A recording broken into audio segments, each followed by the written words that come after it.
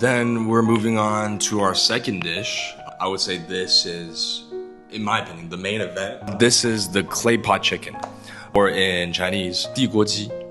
Why is it called the clay pot chicken? That's because the origin of this dish happens to be involved with clay. What I mean by that is that fishers, usually in the lakes around this area, they basically lived full-time on their boats. And what that meant was that they had very little space to work with, especially when it came to kind of cooking, right? They didn't have a fully functioning kitchen or anything of that sort. So what they did was they would use clay to kind of build up a very rudimentary kind of oven of sorts, right? Anything to kind of cook on. So it wouldn't be very big in size.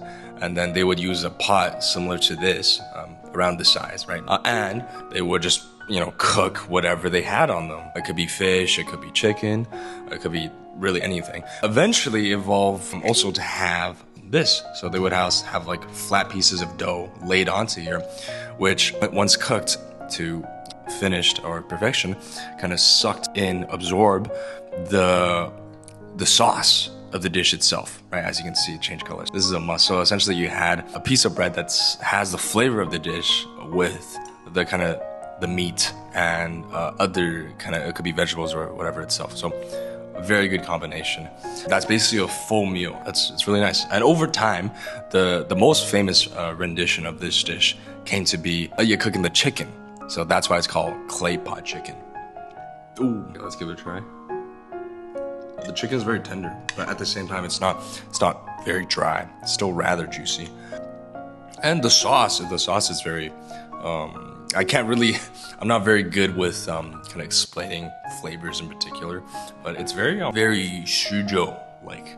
I think that's the best way to put it. You have to taste it for yourself, really. Another thing to note is that usually this dish is made with a lot of peppers. Should be rather spicy.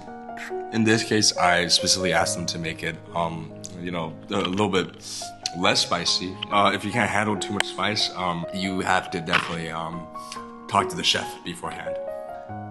It's very flavorful because it kind of absorbed all the flavor in there. Very nice.